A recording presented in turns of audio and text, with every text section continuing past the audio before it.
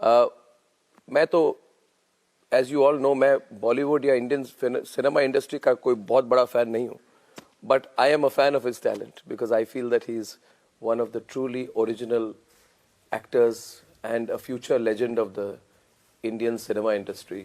So Pankaj Tripathi ji, welcome. Thank you very much. Thank you sir. And मुझे मतलब बहुत दिनों से एक तरह से आशा थी कि आपसे मिलूंगा और आपको कहूंगा that I am a deep admirer of your films, your art, your personality and your acting style. Thank you so much. मुझे तो लगता है दैट यू आर अ जैसे मैंने कहा फ्यूचर लेजेंड.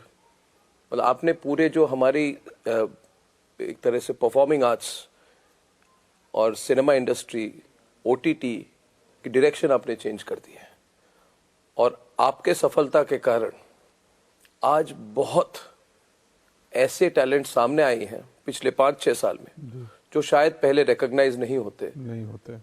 कि सब लोग कहते हैं कि he could be the next Pankaj Tripathi. So people are looking for talent like that. So what do you feel? Do you also feel जब आपने अपने करियर को देखना है पिछले 10 साल स्पेशली जी, तो कोई टर्निंग पॉइंट आपको याद आती होगी? यस, टर्निंग पॉइंट मेरे ख्याल से पहले तो थैंक यू, आपने इतना अच्छा इंट्रोडक्शन दिया और मैं आपको पास से देखना चाहता था.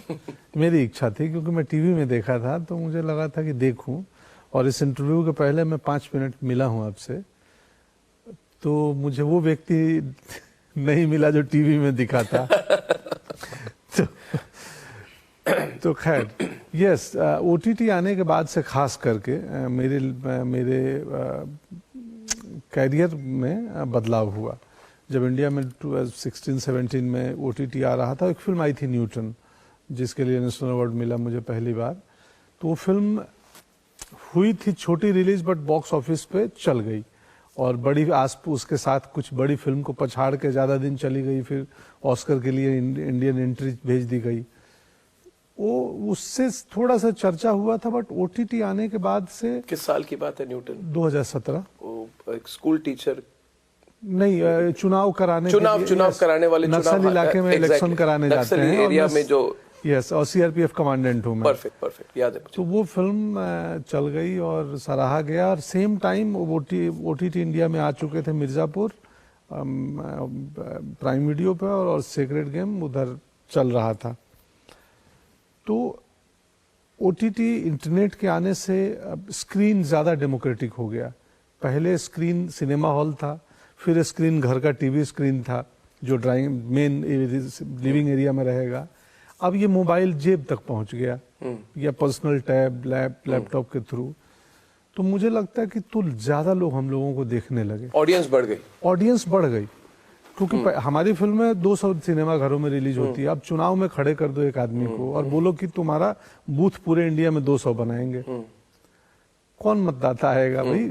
आप तो अब जैसे अटल ये फिल्म आ रही है, मैं अटल हूँ, तो विनोद जी ने मुझे बोला, आश्वासन दिया कि ये फिल्म बड़ी रिलीज करूंगा कि नजदीकी सिनेमा घरों में, मतलब आप जो व्यक्ति जहां है उसके नियरेस्ट थिएटर में ये फिल्म होगी.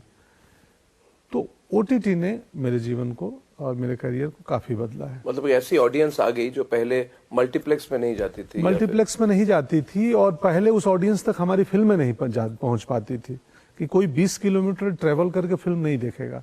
वो चाहेगा कि उसके नियरेस्ट मॉल में या सिनेमा घर में वो फिल्म हो. देखने की चाहत हो तो आप 20 किलोमीटर नहीं जा सकते.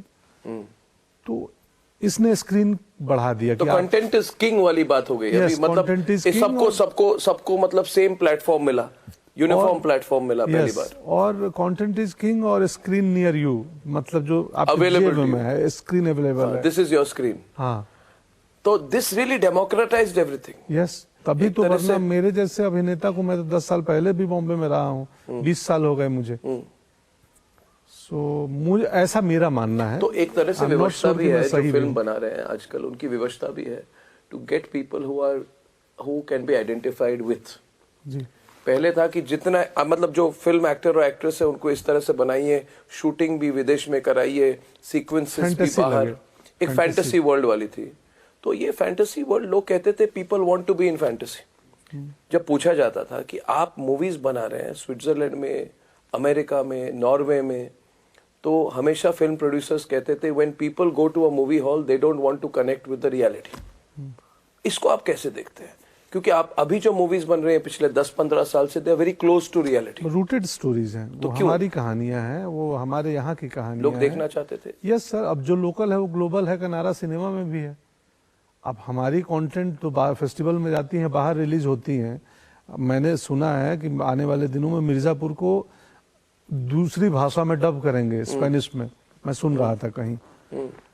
तो हमारी कहानियां, जब मुझे याद है न्यूटन को बर्लिन में हम स्क्रीन किए थे, बर्लिन फिल्म फेस्टिवल में, वहाँ आर्ट अवार्ड भी मिला था न्यूटन को।